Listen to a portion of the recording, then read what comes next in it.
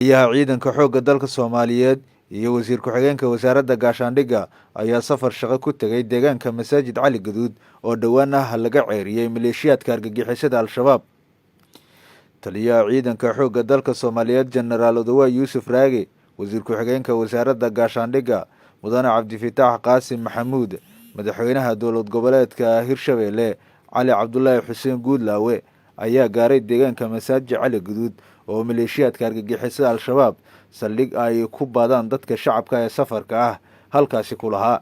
Mas-uuliyiinta ayaa kormeeray ciidanka xoogga dalka Soomaaliyeed ee ku sugan deegaanka Masaajid Cali Gaduud, isla markaana saraakiisha ciidanka kumaandooska xoogga dalka la qaatay kulamo isxog waraysi kaasi oo ku aadan xogta deegaanka iyo sidoo kale xaaladihii ugu dambeeyay deegaanka. Ugu dambeyn, taliyaha ciidanka xoogga dalka Soomaaliyeed Saraakiil Guuto Odawaye Yuusuf Raage ayaa kormeer iyo korgelid xaaladda ciidanka ku sameeyay fadhiyada hore ee ciidanka xoogga dalka Soomaaliyeed. Maxamed Cali Sibriye, warbaahinta ciidamada Masaajid Cali Gaduud.